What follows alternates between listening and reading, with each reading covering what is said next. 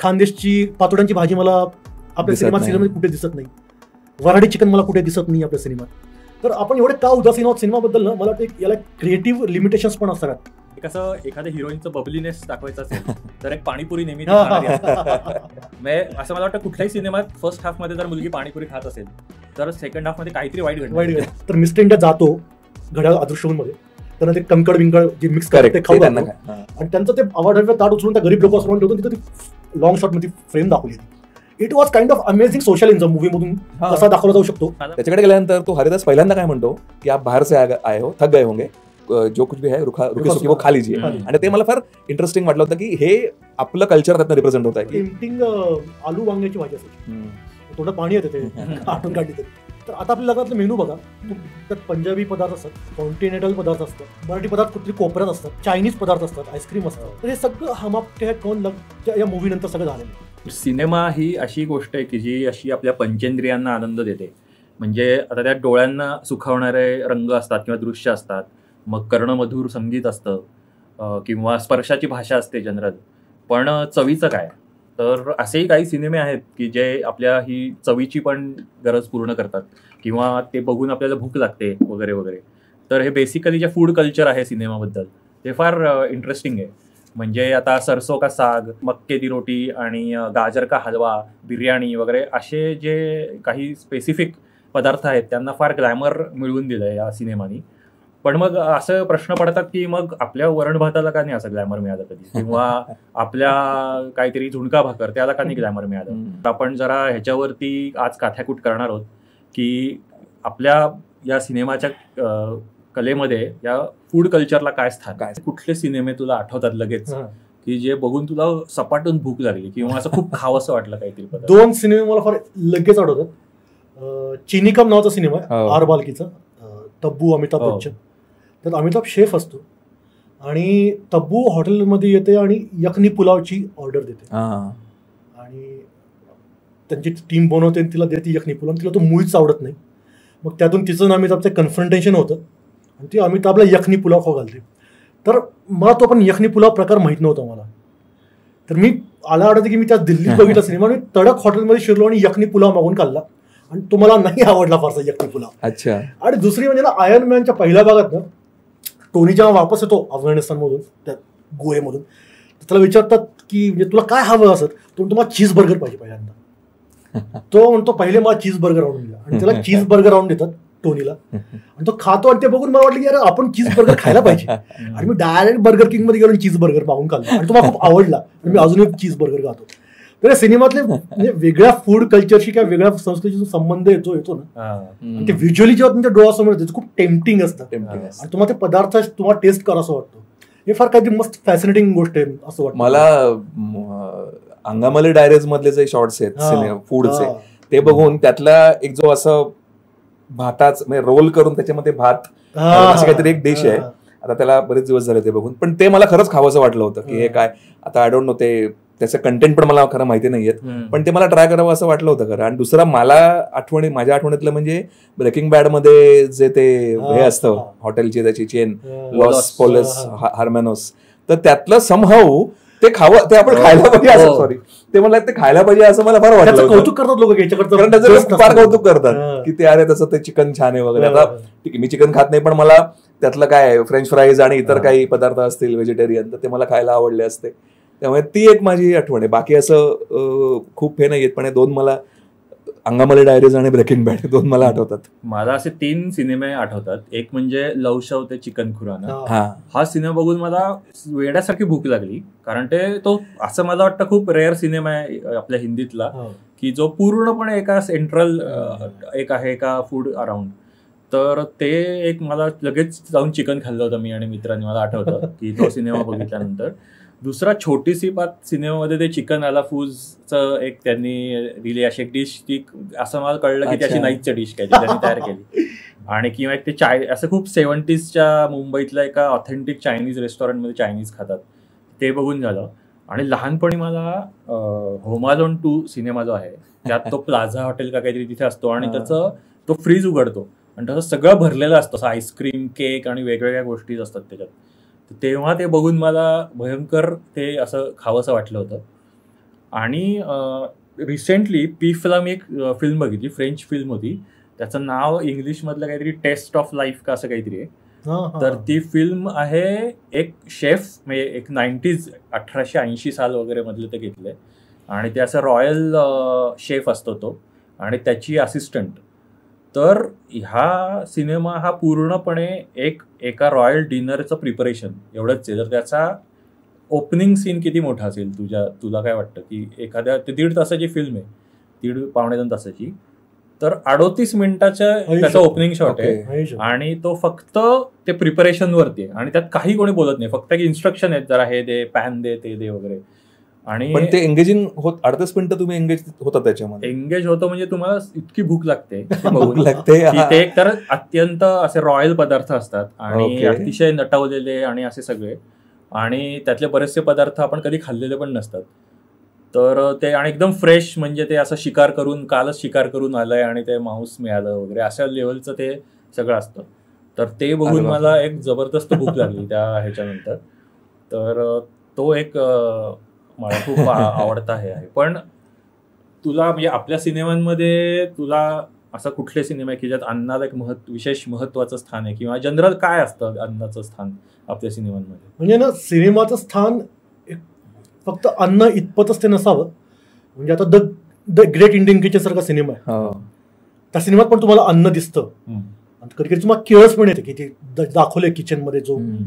आणि एकूणच स्त्रियांविरुद्ध जो हिंसाचार होतोय त्या अन्नाच्या नावाखाली, ती अन्न संस्कृती जपण्याच्या नावाखाली, तो द ग्रेट इंडियन किचन मध्ये फार सुंदर दाखवला त्यांनी. की ही म्हणजे आपल्यासाठी अन्न ही खूप टेम्पटिंग गोष्ट आहे, आपल्या तोंडाला पाणी येतंय, आपण खातोय ते, पण त्याच्यामुळे कोणाचं तरी एक्सप्लॉयटेशन होतंय ते अन्न बनवताना. पण एक समाजवर्ग 50% समाजवर्ग पिळून निघतोय त्या प्रिपेअर करण्यासाठी.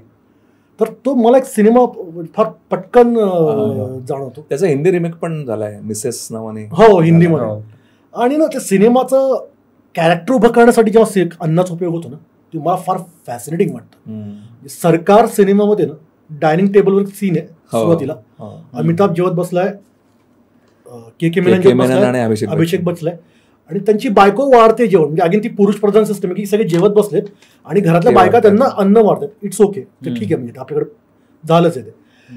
त्यात ना ते तिघांच्या खाण्याच्या 3 वेगवेगळ्या पद्धती आहेत. म्हणजे अभिषेक खूपच हळूहळू खातोय, अमिताभ मॅनर्स एटिकेट्स पाहून खातोय, आणि के मेननचं जे पात्र आहे शंकरचं, तो अरबट चरबट तोडून खातोय, असं चाटतोय वगैरे, असं म्हणजे डिव्हावर करतोय. त्या पात्राचा रासवटपणा जो आहे ना खाण्यामधून दाखवला होता. तो दाल परोसो, ये परोसो असं सांगत असतो आणि जेवत असतो नुसतं. तर मला ते फार फॅसिनेटिंग वाटतं की तुम्ही कसं हे करता अन्नाचा उपयोग एखादा कॅरेक्टर बघण्यासाठी. दिल धडकने दो सिनेमात जेवत असतात, आणि अनिल कपूर आणि याच्यामध्ये फरक काय आहेत हेल्थ वाईज, हा कॉशियस आहे फार. हा, तो फक्त खाण्यात जेवणात तेल आहे म्हणून तुम्ही तुम्हाला फ्रुट्स घेऊन ये, मी नाही जेवणार आहे. आणि डिप्रेस असते, आणि ती काय म्हणतात त्याला, डिप्रेस्ड एटिंग करणारे लोक असतात, स्ट्रेस एटिंग करणारे लोक असतात, ते कॅरेक्टर दाखवले. अनिल कपूरचा बाहेर अफेअर चालू असतं, तिला माहित असतं त्याच्यात खूप वेगळे स्ट्रेस आहेत, मुलीचा संसार वेगळा चालू नाहीये, मुलाचं विमान विकायची वेळ आली, आणि ती बका केक खाते का सीन मध्ये, असं दाखवलं होतं. फार मस्त ते दाखवलं होतं. तर अन्नाचा हा उपयोग केला. म्हणजे दिल धडकने दो फक्त की शेवटी गॅसेस अनिल कपूरलाच होता. येस. मला एक सीन फार लक्षात राहिलेला आहे फूडचा. मैं आजादू म्हणून फिल्म होती अमिताभ बच्चनची, शबाना आझमी, अमिताभ बच्चन. तू पाहिलीस कुठली? मैं आजादू. मी बघितली. मैं आजादू, अरे फार सुंदर फिल्म आहे, फार सुंदर सिनेमा आहे. मला दिग्दर्शकाचं नाव आता आठवत नाहीये, पण शबाना आझमी, तिनू आनंद बहुतेक आहे डिरेक्टर, आपण चेक करायला लागेल. शबाना आझमी पत्रकार आहे आणि ती एका नावानी कॉलम लिहिते, आझाद अशा नावानी, आणि ती व्यवस्थेबद्दल बोलतेय, टीका करते आणि बरंच काय काय, पण तो बोलणारा आझाद आहे. आणि असं त्यांचा प्लॅन ठरतो की आपल्याला हा मनुष्य प्रत्यक्षामध्ये समोर लोकांच्या आणला पाहिजे. It was purely the gimmick, म्हणजे तो वर्तमानपत्र चालावं याच्याकरताचे प्रयत्न, ज्यातला एक तो भाग असतो. आणि तिला अमिताभ बच्चन भेटतो एका दिवशी. आता अमिताभ बच्चन बाहेर गावून आलेला आहे आणि तो रस्त्यावरती पडलेल्या सफरचंदाकडे बघतोय आणि त्याला भूक लागलेली आहे, असा तो सीन आहे. आणि शबाना आझमी त्याला बघतीये आणि तो असा सफरचंद घेऊ का नको अशा दुविधेमध्ये आहे. आणि मग तिथे एक दुसऱ्या मुलांचा ग्रुप येतो, ते काहीतरी आंदोलन करतायत, मग अमिताभ ते सोडून देऊन त्यांना जॉईन होतो, मग तो गाणं म्हणतो. ती तो सगळा प्रसंग बघते आणि तिला असं वाटतं की हा माणूस बहुतेक आझाद म्हणून करेक्ट होईल. मग ती त्याला घेऊन जाते ऑफिसला आणि त्याला ती पहिल्यांदा जेवायला घालते.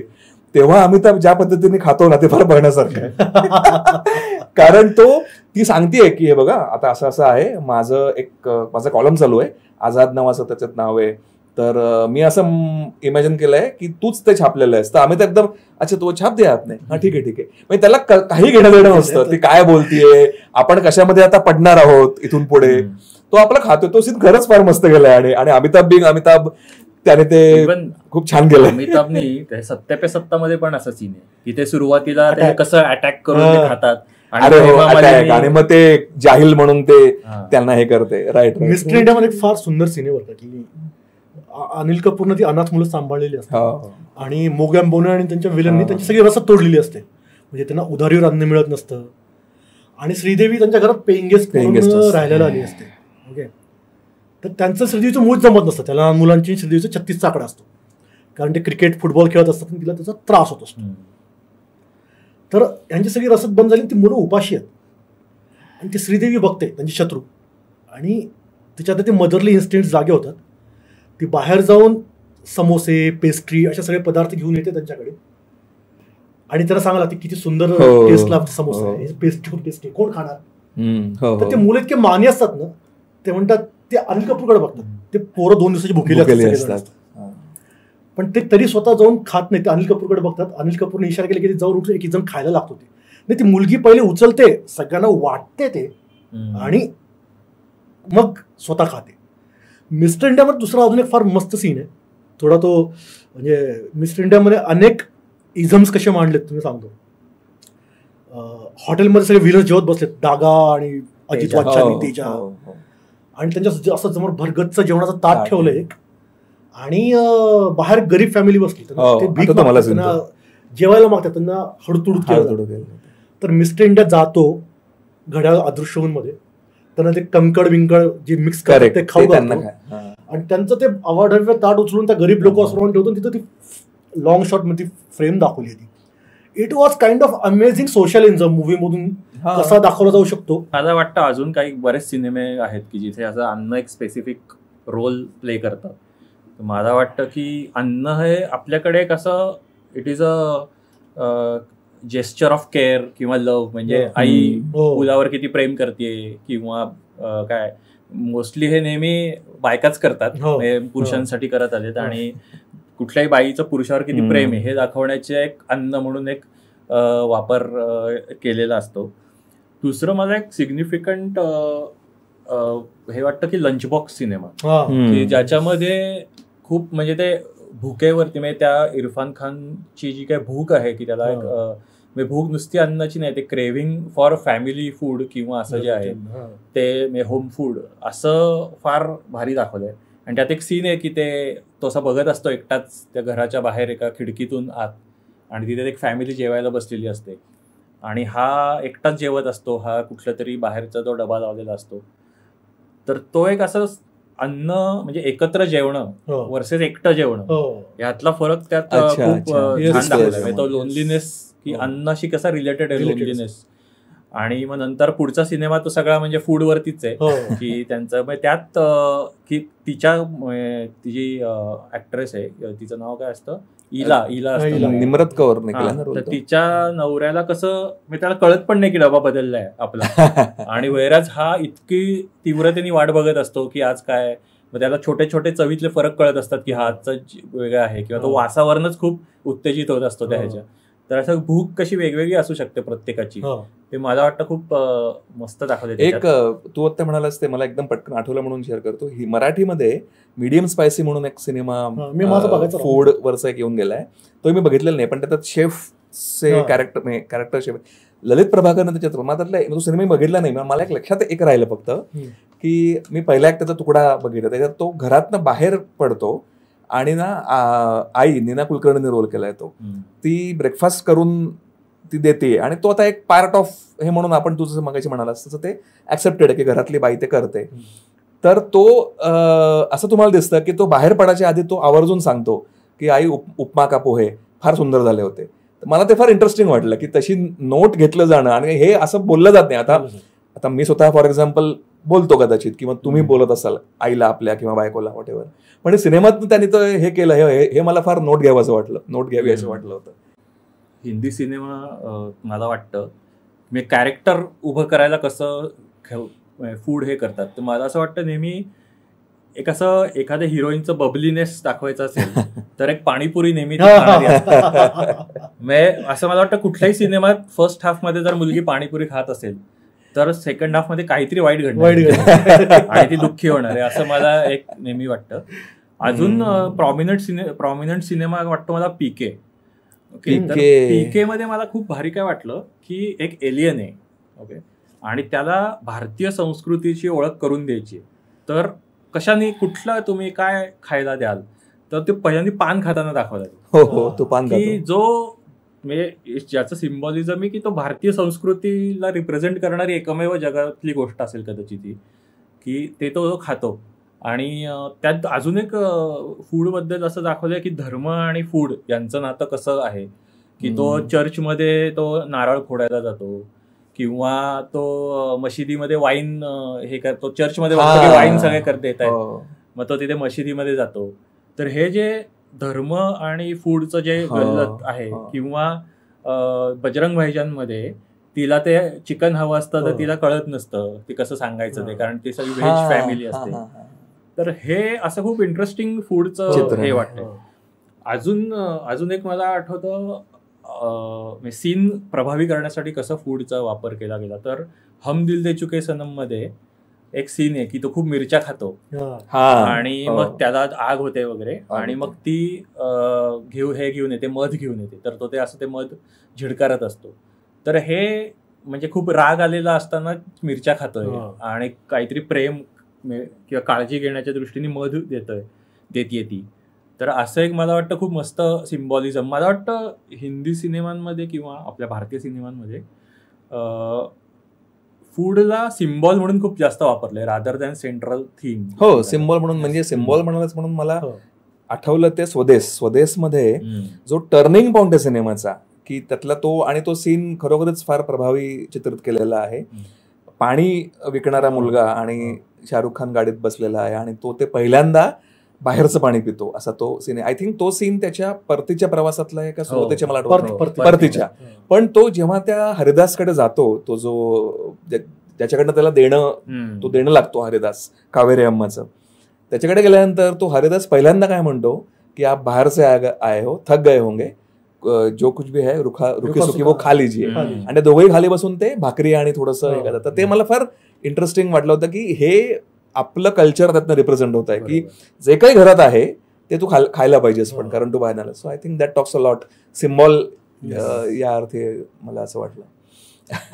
एक मला नेहमी फूड आणि हे म्हणलं आपले बॉलिवूडचे सिनेमे, की एक केकची मारामारी हा एक आपला आवडता विषय आहे, की पार्टीज असतात आणि मग काहीतरी कॉमेडी, कोणीतरी कॉमिक, जॉनी लिव्हर वगैरे कोणीतरी असतो, आणि the party ends up in chaos, की जिथे सगळे एकमेकांवर केक फेकून मारतात. असा एक सीन पूर्वी काय असायचं माहिती नाही, पण एक सिनेमात जाने भी दो यारो मध्ये पण केक फेक के मारो असं आहेच ते जाने भी दो यारो मध्ये. थोडा केक खाणे शेवटी आहे ना, मला वाटतं ते, मला आता एक्झॅक्टली आठवत मध्ये कुठतरी आठवत नाही. तर ते केकची मारामारी किंवा हा एक आपला रादर पार्टीज बॉलिवूड मधले आणि त्यातले जेवण हे असा एक वेगळाच विषय आहे. जो काल होता ना मध्ये, की बॉलिवूड पार्टीचं वैशिष्ट्य काय होतं 90s मधल्या, की मुलगी केक कापायची आणि मग त्या मुलीचा बाप तिच्या एंगेजमेंटची घोषणा करायचा. तिला नाही विचार, तिला काही माहित नसायचं की मैं इसकी एंगेजमेंट अपने दोस्त के बेटे के साथ ओबेरॉय साहब के बेटे के साथ कर रहा हूँ. त्या हिरो मध्ये तो हिरो उपस्थित असायचा, मग तो पियानोवर गाणी वाजवायचा, असं सगळं मेलोड्रामॅटिक होतं सगळं. हिरोचा अपमान करायचा नेहमी, हिरोचा अपमान करायचा.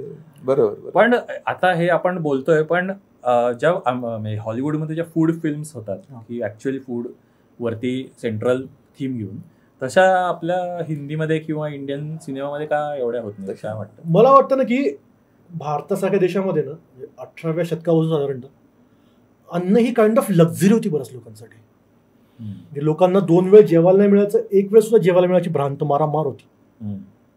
काइंड ऑफ थोडं ते हरित क्रांतीनंतर थोडं ते बदललं, अन्न बऱ्यापैकी लोकांना मिळायला लागलं, पण अजूनही आपल्या देशामध्ये भूक बळी होतात, कुपोषणाची बळी होतात. तर मला वाटतं ना की ते काइंड ऑफ थोडं भारतासारख्या देशामध्ये विषय आहे. म्हणजे तुम्ही फूड बेस्ड सिनेमे बनवता म्हणजे तुम्ही काहीतरी समोरच्याचा थोडी थट्टा उडवता, ज्याला जेवण सुद्धा मिळत नाहीये. काहीतरी अशी एक मेंटॅलिटी असावी असं मला ऑनेस्टली वाटतं की.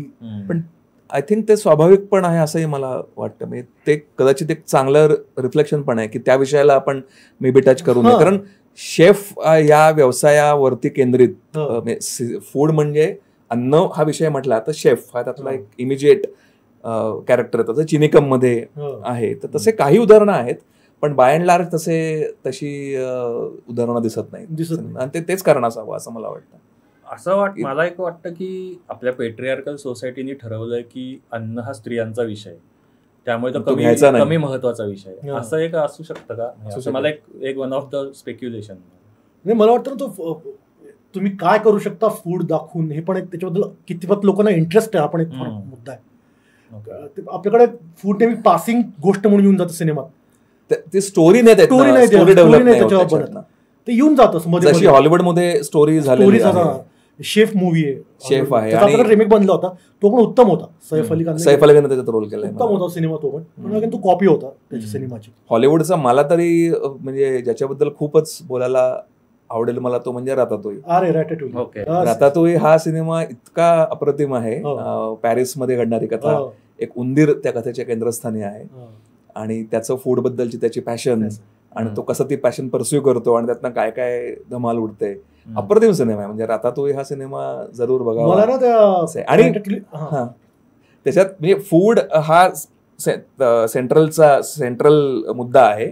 आणि त्या उंदराचं मला एक आवडलं की तो असा विचार करतो की त्यांची जी कॉलनी, त्या उंदरांची जी काही जो समूह आहे, टोळी त्या उंदरांची, तर त्याच्यामध्ये असं होतं की ह्याला फूडचा सेन्स खूप चांगला आहे, त्याच्यामुळे कुठलंही फूड ह्याला दाखवून मग खायचं, कारण मग ते काही पॉयझनस नाहीये ना वगैरे. तर तो फूड ओके करणारा म्हणून तो टेस्टर म्हणून तो हे होतो आणि त्याला राग असतो की तुम्ही हे कसं फूड खाता, म्हणजे असं नाही खायचं. ह्युमन्स ना बघा म्हणे, ह्युमन्स कसं ते 2 फूड घेतात आणि असं ते कंबाईन करतात आणि त्यातनं एकदम मॅजिक निर्माण होतं. असं त्याचं तो सीन पण त्यांनी फार छान घेतलाय. हे जे काही फूड कल्चर आहे आपल्या सिनेमांमध्ये, त्यात असं काही बायस दिसतो का की एका प्रकारचंच फूड, एकाच प्रकारच्या सोसायटीचं फूड दाखवतात, किंवा असं काही भेदभाव किंवा असं काही वाटतं का? बाय अँड लार्ज असं म्हणावं लागेल की हो, नक्कीच तेच आहे. म्हणजे कारण विशिष्ट वर्गाचाच फूड. आपल्याकडे नॉनव्हेजची तुम्हाला कधी व्हिज्युअल दिसणार नाही. आपल्या सिरियल्स पण तुम्ही बघा, आज काय जेवणात उकडीचे मोदक, आज काय जेवणात पुरणपोळी, आज काय जेवणात साधं वरण भात. नॉनव्हेजला खूप अन्नलेखानं टाळलं जातं. म्हणजे मला खरंच प्रश्न पडतो की ज्या देशात एक मुख्य पॉप्युलेशन नॉनव्हेज खाणारी, तिथं नॉनव्हेजचा टॅबू काय स्क्रीनवर. सिरियलमध्ये पण कोणी नॉनव्हेज, म्हणजे आता बदल असेल तर आय डोंट नो. मी जेव्हा बघायचो सिरियल सिनेमे, आपल्या सिनेमात पण नॉनव्हेजचे उल्लेख फारसे तुम्हाला दिसत नाहीत. तो टॅबू काय आहे की तो वर्ग मला वाटतं रिप्रेझेंट होतच नाही, असं पण एक कारण. कारण तो जो वर्ग रिप्रेझेंट होतो सिनेमातनं फार मोठ्या प्रमाणात, तो वर्ग कदाचित म्हणजे व्हेज आणि एक परीटघडीचा संस्कार असणारा वर्ग, असं पांढरपेशा वर्ग ज्याला म्हणतात. अंगमली डायरीज त्याच्यामुळे आवडलं होतं की त्यांनी फार अनअपोलोजेटिकली कल्चर दाखवतो की डुकरांची हे दाखवली, फार्म दाखवला आहे, ते डुक्कर निवडून खातात, अजगर खातात, पोर्क खातात, वेगवेगळ्या डिशेस खातात त्या सिनेमात. म्हणजे that actually brings us the question की अशा समूहांचं रिप्रेझेंटेशन खरंच नाही झालेलं ना फारसं. जैत्रजैत मला एकदम आठवला म्हणून, पण जैत्रजैत मध्ये हे बघायला पाहिजे की फूड बद्दल काय म्हटलेलं आहे त्याच्यात. म्हणजे मला ते आता आठवत नाहीये, आता तो खूपच लहानपणी बघितलेलं. जैत्रजैत मध्ये मला वाटतं मुंग्यांची चटणी वगैरे आहे का उल्लेख, किंवा उंदराचा पण काहीतरी असल्यास पण चांगली गोष्ट आहे. कारण त्यांनी तो त्याचा हे घेतलाय, म्हणजे त्याची दखल घेतलेली आहे असं म्हणायला. पण होत नाही. आता ज्या देशामध्ये आपल्याकडे म्हणतात की काही किलोमीटरला भाषा बदलते, आपल्याकडे काही किलोमीटरला फूड पण बदलतं, तर ते फूड कल्चरचं मूळच दिसत नाही सिनेमात आपल्या. म्हणजे आमच्याकडे काळ्या मटणाचा रस्सा बनतो येसुरातला, तो दिसत नाही मला सिनेमात. खानदेशची पातोड्यांची भाजी मला आपल्या सिनेमामध्ये कुठे दिसत नाही. वराडी चिकन मला कुठे दिसत नाही आपल्या सिनेमात. तर आपण एवढे का उदासीन आहोत सिनेमाबद्दल ना, मला वाटतं याला क्रिएटिव्ह लिमिटेशन्स पण असाव्यात. एक खूपच मोठा अपवाद म्हणावा लागेल असा एक सिनेमा रिसेंटली मी बघितला, आमिस. ती आसामीज फिल्म आहे आणि त्याच्यात मात्र त्याच्यातले जे 2 मुख्य कॅरेक्टर आहेत त्यातला एक कॅरेक्टर हा तो स्टुडंट आहे, तो नॉर्थ ईस्ट मधल्या मीठ खायच्या पद्धती, मीठ खायची परंपरा लोकांची याच्यावरती रिसर्च करतोय. तर ते मला फार इंटरेस्टिंग वाटलं की त्याने तसा विषय ऍक्च्युली घेतला की त्याच्या स्टोरीची लाईन वेगळी आहे पण असं कॅरेक्टर कोणतरी आहे की जे या विषयाचा अभ्यास करत आहे. त्याच्यामुळे आपल्याकडे मराठीमध्ये त्याची पुस्तकं शाहू पाटोळेंनी पुस्तकच लिहिलेलं आहे, जसं अन्न हे अपूर्ण ब्रह्म, किंवा त्यांचा खूप स्टडी आहे या सगळ्या खायच्या काय म्हणू आपण ज्याला फूड हॅबिट्स वरती या, आणि ज्या खूप आधीपासून आहेत फक्त ते आपल्याला माहित नाहीये त्याच्याबद्दल. तसं त्यांनी सिनेमामध्ये दाखवलं हे मला फार इंटरेस्टिंग वाटलं होतं. आणि त्या सिनेमाचा तो सिनेमा खरं बघा तुम्ही, तू बघितलास मला वाटतं. तर त्याच्यामध्ये त्यांनी कॅनिमलिझम हा मुद्दा जो आणलेला आहे ना तो फार, आणि तो इतक्या वेगवेगळ्या प्रकारच्या इंटरप्रिटेशन्सना आणि वादाला एक तोंड फोडतो. मुद्दा म्हणतो की कॅनिमलिझम हे फूड कल्चर मानायचं, no the silence of the लॅन्सला फूड मूवी म्हणावं का? मला तेच वाटते ना की तुम्ही, आपण मागच्या जो प्रश्न जज केला की तुम्ही सिनेमाच्या आवडी निवडून लोकांना जज करता का, तसं तुम्ही अन्नाच्या आवडी निवडून लोकांना जज करता का हा प्रश्न म्हणजे फोर फ्रंटला येतो आपल्या सिनेमात. फूड अन्न का दिसत नाही असं म्हणताना, कारण मेकर्सची रिस्क घ्यायची नाहीये. ज्यांना वाटतं समजा मी नॉनव्हेज दाखवलं किंवा दाखवलं ते मोठा वर्ग कदाचित सिनेमाला येणार नाही असं त्यांना कदाचित वाटत असावं, ही पण एक मोठी शक्यता आहे. पण आता हे तर झालं सिनेमामधलं फूड, म्हणजे पडद्यावरचं फूड. पण जेव्हा आपण थिएटरला जातो सिनेमा बघायला तर तेव्हा ते एक वेगळं फूड कल्चर आहे थिएटरमधलं. तर ते कसं बदलत गेलं किंवा असं जे एवढे वर्ष आता आपण बघतोय सिनेमे, तर असं काय तुला काय त्याच्याबद्दल? म्हणजे आता आपण 90s किड्स आहेत, आपण 90s मधलं फूड कल्चर बघितलंय थिएटरमध्ये. फार लिमिटेड ऑप्शन्स असायचे. गोल्ड स्पॉट मिळायचं, मला आठवतंय गोल्ड स्पॉट मिळायचं, खरमुरे मिळायचे, समोसा समोसा मिळायचा, असे 3-4 ठरलेले आयटम असायचे. तेव्हापासून ते तुम्ही आता मल्टीप्लेक्समध्ये तुम्हाला अक्षरशः प्रत्येक पदार्थ मिळतोय. तुम्हाला मेक्सिकन मिळतंय, तुम्हाला कोरियन मिळतंय, तुम्हाला थाई पदार्थ मिळतात, तुम्हाला बर्गर मिळतंय, तुम्हाला सगळंच मिळतंय. तर हा एक झेप जी आहे ना ही काइंड ऑफ रिफ्लेक्शन आहे की 90s जागतिकीकरण पूर्व भारत आणि जागतिकीकरणानंतरचा भारत त्याच्यातला फार मोठा फरक आहे. पण ते अन्न प्रचंड महाग पण आहे. मी स्वतः कधीही मल्टीप्लेक्समध्ये जाऊन अन्न खायच्या फंदात पडत नाही, मला ते आवडत पण नाही, खूप महाग पण असतं ना. प्रत्येक थिएटरची एक अर्थव्यवस्था असते. थिएटरच्या आजूबाजूला दुकान असतात, छोटी छोटी खाण्याची दुकान असतात, पान टपरी असते, चहाची टपरी असते. तर मी तिथे खाणं जास्त पसंत करतो कारण ते माझ्या आवडीचं खाणं आहे, ते खाणं रिझनेबल आहे. तर सो अगेन ना की ते फरक कसे पडत जातात, तुमच्या समाजाचं रिफ्लेक्शन कसं पडत जातं थिएटरमधल्या फूड कल्चरमध्ये, त्याचं एक फार एक ते निरीक्षण म्हणून फार मस्त आहे ते. आणि जसं आपण सुरुवातीलाच बोललो की आपण आधी डबे घेऊन जायचो, सिनेमाचा एक फॉर्मल कनेक्ट होता की आपण घरून डबे घेऊन जायचो आणि इंटरव्ह्यू झाले की सगळेजण डबे उघडायचे आणि तो दरवळ सगळ्या थिएटरमध्ये पसरायचा. इतकी इन्फॉर्मल आठवण होती त्यावेळेस. ती बाहेरून अन्न आणण्याची उद्धट पार्टी नसायची सिनेमाच्या बाहेर, ती आता असते, तुम्ही बाहेरून काही घेऊन येऊ शकत नाही. पण त्याला मला वाटतं एक कारण पण हे आहे ना की ते थिएटरचं अर्थकारण जे आहे मल्टीप्लेक्सचं, मी कुठेतरी वाचलं होतं की तिकिटाचे रेट्समध्ये त्यांना काही मिळत नाही कारण तिथं खूप टॅक्स आहे. त्यांचं खरं इन्कम कोल्ड्रिंक्स आणि खाद्यपदार्थाच्या विक्रीमधून होतं, असं ते काहीतरी आर्थिक अंग आहे त्याला. तर ते आर्थिक अंग आधी तसं नव्हतं. थिएटर तिकीट विक्रीवर डिपेंड असायचे.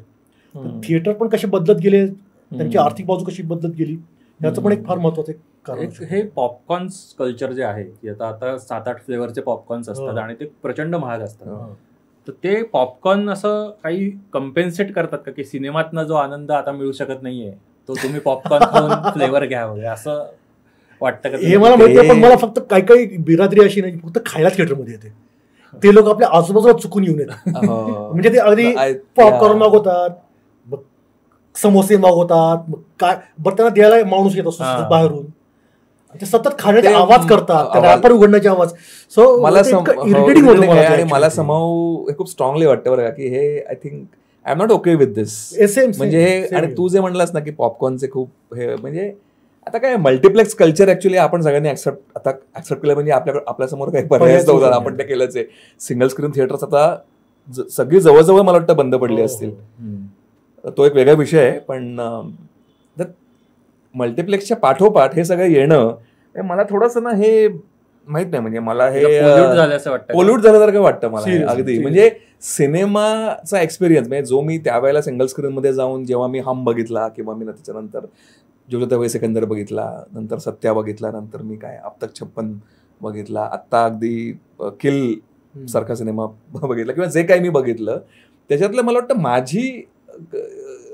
माझी कमिटमेंट म्हण किंवा माझी जी काही इच्छा आहे ती सिनेमाशी जोडलेली आहे. हा मुद्दा तसा हा दुय्यमच आहे मुद्दा माझ्याकरता.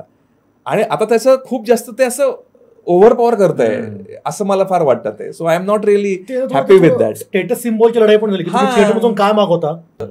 त्या थिएटरमधल्या फूड कल्चरचं ना अगेन ना खूप वैविध्यमय आपल्याकडे. म्हणजे मालेगावचं फूड कल्चर वेगळं आहे थिएटरचं, परभणीचं वेगळं आहे, पश्चिम महाराष्ट्रातलं वेगळं आहे. वेगवेगळे पदार्थ मिळतात. म्हणजे मालेगावला पाववडा मिळतो थिएटरमध्ये आणि ते गोटी सोडा मिळतो.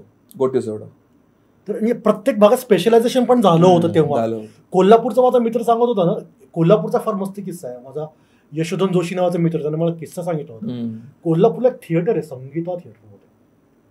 ते ब्रिटिशकालीन थिएटर बरं का. तर त्या थिएटरमध्ये ना ब्रिटिश ऑफिससाठी बार होता, थिएटरमध्येच बार. आणि ते बसतं दारू पित पिक्चर बघायची तिथे. आणि तो बार अजून आहे तिथे बरं का, पण आता तो वापरात नाहीये फारसं. बाय द वे मला हे खूप आत्ता कळलं, हे मी जरा वाचत असताना, की हे अरोमा मशीन्स असतात. म्हणजे जे मल्टिप्लेक्स मध्ये आपल्याला वास येतात स्पेसिफिक अरोमा मशीन्स असतात आणि ती 5 मिनिटं आधी इंटरमिशनच्या 5 मिनिटं आधी सुरू करतात. कारण इंटरमिशन आपल्याकडे हे ना की मेनली की लोकांनी बाहेर जाऊन जास्तीत जास्त खावं, तू जसं म्हणलास की फूड वरती त्यांचं जास्त अवलंबून. तर ते मी ऐकलं की अशी स्ट्रॅटेजी असते की ते अरोमा मशीन्स सुरू करतात काही 5 मिनिटं आधी इंटरमिशनच्या. एक इंटरमिशनवरनं मी एक अशी मार्केटिंग केस स्टडी ऐकली होती पूर्वी, की कोका कोलानी का कुठल्या तरी ड्रिंकनी इंटरमिशनच्या जस्ट आधी त्यांच्या शेप, त्यांच्या बाटलीचा शेप फ्लॅश केला होता फक्त स्क्रीनवरती. ते खूप कमी फ्रेम्स साठी, पण तसा फ्लॅश सारखा केला. आणि त्यांच्या स्टडीनुसार बाहेर आल्यावर लोकांनी पहिलं तेच मागितलं, त्या शेपचीच बाटली मागितली कोका कोलाची, कारण ते त्यांना प्रॉम्प्ट केलं होतं बेसिकली इनडायरेक्टली. असं पण मी काही ऐकलेत की काही काही सिनेमा जिथे पेप्सी किंवा कोल्ड्रिंक्सचं जिथे टायअप आहे, त्यांनी इंटरमिशनच्या जस्ट आधी एखादा सीन असा घेतला की लोकांना तहान प्रॉडक्ट प्लेसमेंट अशी केली की ती बरोबर इंटरमिशनच्या आधी केली असं वगैरे.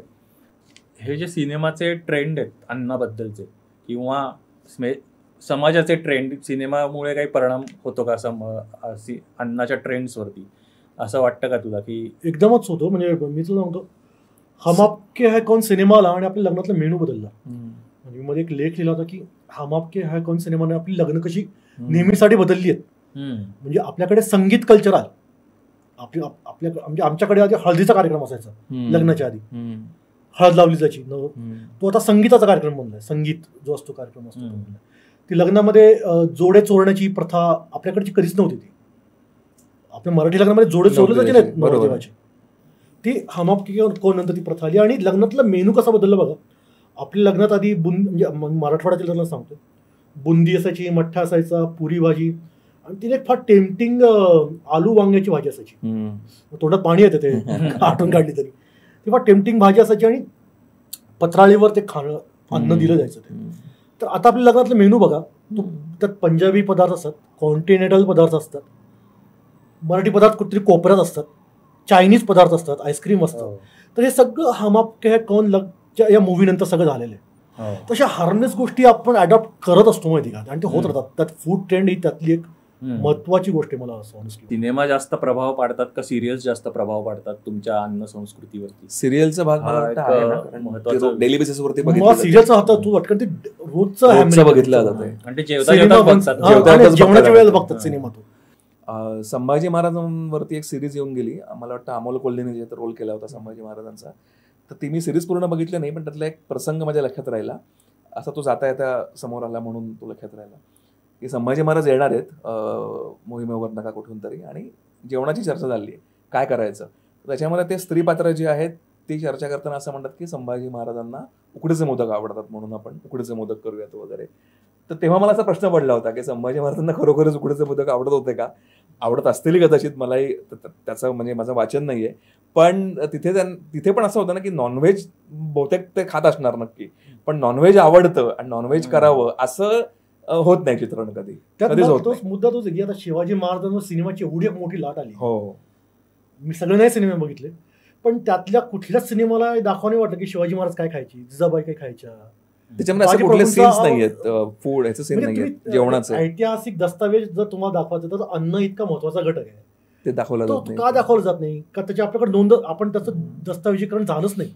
मग तो धोका महत्वाचा वाटतो की कारण शिवाजी महाराजांचा का तसं रिसेंट काळ, ऐतिहासिक दृष्ट्या तुम्ही बघितलं काहीशे वर्षापूर्वीचा काळ, जर त्याचं पण डॉक्युमेंटेशन नसेल आपल्याकडे तर मग इतिहासाबद्दलची सध्या मगजमारी चालू आहे त्याला फार जस्टिफाईड असं वाटतं मला. कारण कोणाला माहितच नाही खरा इतिहास काय, माहितच नाही. तर मला तो प्रश्न पडतो की काय खात असतील पात्र हे. जोधा अकबर मध्ये जो सीन आहे जेवणाचा, पण त्याच्यात त्यांनी डिटेल्स दाखवलेत का, फार डिटेल्स काय खात आहेत मला असं की मुघल साम्राज्याचं किचन आहे, सगळे नॉनव्हेज पदार्थ तिथे बनायचे. आणि ऋतिक रोशनची ती मानलेली आई, शी वॉज द किचन हेड. तर जोधा येते आणि तिचं ते वर्चस्व उधळून लावते. तो सीन फार सिम्बॉलिक होता. ते सगळे व्हेजिटेरियन पदार्थ राजस्थानी, आणि त्या डिशचे व्हिज्युअल्स एवढे सुंदर होते जोधा अकबर मध्ये, ते बघूनच खवळतं माणसं की राजस्थानी पदार्थ खावे असं होतं ते. तर हे फार क्लेव्हर उदाहरण आहे की तुम्ही कसं फूड वापरून तुम्ही कॅरेक्टर मधली इव्हॉल्व कसे होतात कॅरेक्टर्स, डायनॅमिक्स कसे बदलत आहेत, हे फार उत्तम त्यात दाखवलं. आपल्या हॉटेलमध्ये पण ना फिल्म्सच्या नावावर डिश असतात माहिती, म्हणजे मुंबईला फिल्म आणि फिल्म स्टारच्या नावावर मी मुंबईला चिकन संजू ची डिश खाल्ली. ती संजय दत्तच्या नावावर डिश होती. बापरे. आमच्या परभणीला एक छोटं हॉटेल होतं बरं का, तर त्या हॉटेलमधल्या डिशचं नाव काय असेल, दिल अपना प्रीत पर आहे असं डिशचं नाव होतं. मी ती मागून खाल्ली, ती चमचमसाठी डिश होती ती. तर मी त्याला म्हणलं क्या नाम क्यों नका, तो म्हणलं मेरे हमारी मालिक का बहुत फेवरेट गाना आहे दिल अपना प्रीत पर आहे. म्हणजे आणि ना आपलं तुम्ही जर आपले खाद्यपदार्थांचे गाडे वगैरे बघाल ना, भेळचे गाडे, पाणीपुरीचे गाडे, सगळ्यावर फिल्म्सचे फोटो असतात ना. बरोबर आहे. अमिताभ, शाहरुख, संजय दत्त वगैरे वगैरे. माधुरी दीक्षित असते, अनिल कपूर असतो गाडी. म्हणजे हे असं पण आहे म्हणजे. आणि अजून खूप हॉटेलमध्ये ना सिनेमाच्या नावा डिशेस आहेत. म्हणजे पुण्यात पण एक हॉटेल आहे अंदाज अपना ना, इथं समोरच कुठतरी आहे अंदाज अपनाचे कॅरेक्टर नाव आहेत, असे काहीतरी नाव आहे. मुंबईत पण एक हॉटेल आहे, त्यात अंदाज अपनाचे कॅरेक्टर डिशची नाव आहेत. असे पण प्रकार ऍक्च्युअली पुण्यातल्या एका हॉटेलमध्ये राजकुमार संतोषी चिकन असं आहे. तेच म्हणते तुला. सो इट्स न काइंड ऑफ संतोषी चिकन निसर्ग हॉटेलमध्ये. हो हा, त्या चिकन संजू बाबाची थिअरी अशी होती मुंबईतला हॉटेल चिकन संजू बाबा त्या डिशचं नाव. संचित दत्त त्या हॉटेलमध्ये आला आणि त्याने शिकवली शेफला की मी असं चिकन करतो घरी, आणि त्यानुसार मग तो शेफ किचन बनवला भेंडी बाजारमध्ये. मला इथे सदाशिव पेठेमध्ये जे एसपीज बिर्याणी आहे त्यांच्याकडे आमिर खान आला होता ओपनिंगला, मला वाटतं त्याने आमिर खानच्या नावाने डिश ठेवली एक. हे मला आठवलं आता. आमिर खानचं काहीतरी बिर्याणी आलं, त्यांचं बेसिक नॉनव्हेज, पण ते नॉनव्हेज पण आहे, नाही नॉनव्हेजच मेन तिथलं आहे. मला नाही जात एका सिनेमाचा उल्लेख आपला राहून गेला, मुद्दाम गुलाबजामचा उल्लेख राहून गेला.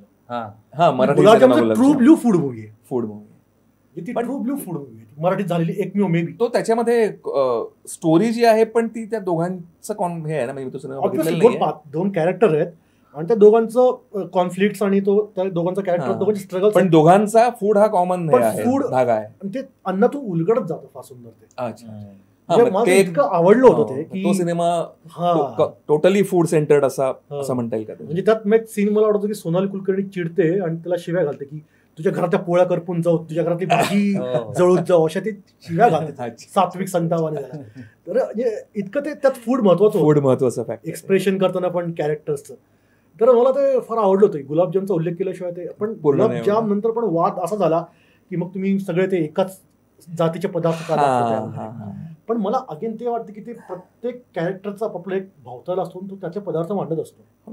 त्याच्यावरती असं हे करणं मला पण योग्य नाही वाटत. नॉनव्हेज करताना दाखवणं, दुसऱ्या स्टोरीज का येत नाहीत हा मुद्दा अगदी रास्त आहे की इथं आता आमिष मधून जे दिसलं कदाचित तसं का दिसत नाही आपल्याला, का दिसत नाही, हे हा मुद्दा अगदी बरोबर आहे. त्यामुळे शेवटी काय आपण अजून रेकमेंड करू शकतो की कुठले फूड फिल्म स्पेसिफिकली, कुठले इंग्लिश, मराठी, हिंदी? शेफ आणि तू मला वाटतं द मेन्यू खूप पॉवरफुल. 2-3 सिनेमावर बोलायला अजून आवडेल लास्टला जाण्यासाठी. द मेन्यू आणि द प्लॅटफॉर्म नावाचे 2 चित्रपट. त्यात अन्न हा खूप महत्वाचा भाग आहे द मेन्यू मध्ये. पण पण ना त्या अन्नाच्या निमित्ताने आपल्या समाजातली क्लास सिस्टम, क्लासिझम, एलिटिझम जो आहे ना त्याच्यावर फार सुंदर भाष्य आहे. द मेन्यूमध्ये एका ठिकाणी सगळे शेफ जो आहे, खूप फेमस शेफ आहे, तो सगळ्यांना जेवायला बोलवतो. म्हणजे मी त्या सिनेमाची स्टोरी सांगण्यात पॉईंट नाही, सॉरी, मी इथंच थांबतो. आणि त्या सिनेमात तो जे अन्न वाढतो ना कॅरेक्टर्सला, त्यातून त्या प्रत्येक कॅरेक्टरचा स्वभाव कळत जातो आपल्याला. आणि तो थ्रिलर सिनेमा आहे, अगेन रक्तपात पण सिनेमात त्या अन्नाच्या संदर्भात लागून. तो फार अमेझिंग आणि अफाट सिनेमा.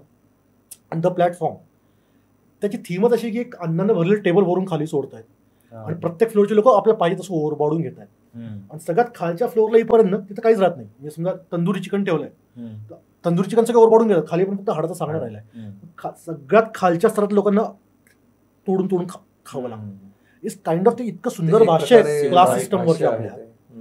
तर हे म्हणजे यांना फूड मूवी म्हणावं का, तर हो, ते फूड त्याच्यात खूप महत्वाचं आहे, पण त्या भाष्य इनइक्वॅलिटीवर, एलिटिझमवर. तर हे सिनेमे पण फार महत्वाचे असं वाटतं मला. मिडनाईट डिनर नावाची सिरीज आहे, ती जॅपनीज सिरीज आहे, नेटफ्लिक्सवर आहे. तर त्यात एक छोटंसं खोपटं आहे एका टोकियोमधलं मला वाटतं, आणि त्यातला तो शेफ आहे, म्हणजे त्याचं ते हॉटेल आहे. आणि त्याचं वैशिष्ट्य असं की तो लोकांना हवी ती डिश बनवून देत असतो तिथे जे येतात, आणि ते रात्री फक्त चालू असतं. म्हणजे असं वन ऑफ द एकमेव ते हॉटेल असतं की जे रात्री चालू असतं. आणि मग तिथे कोण जे जेवायला येतात वेगवेगळी लोक, त्यांच्या आयुष्यावरती एक एक एपिसोड असा आहे. तर मला ते खूप भारी वाटलं, आणि ते खूप भूक लागते ते बघताना, कारण तो असं मस्त ते जॅपनीज सगळे पदार्थ करत असतो. तर ते मला वाटतं की ते बघायला पाहिजे. थांबूयात, भूक लागली. हा तुम्हाला एपिसोड कसा आवडला हे तुम्ही आम्हाला कॉमेंटमध्ये नक्की सांगा. आणि अजून इम्प्रूव्हमेंटला काय जागा आहेत हे पण नक्की कळवा. आमच्या चॅनलला सबस्क्राईब करा, लाईक करा, शेअर करा. पुढच्या एपिसोडमध्ये आम्ही एका वेगळ्या विषयावरती कथाकूट करण्यासाठी तुम्हाला भेटणार आहोत. Thank you very much.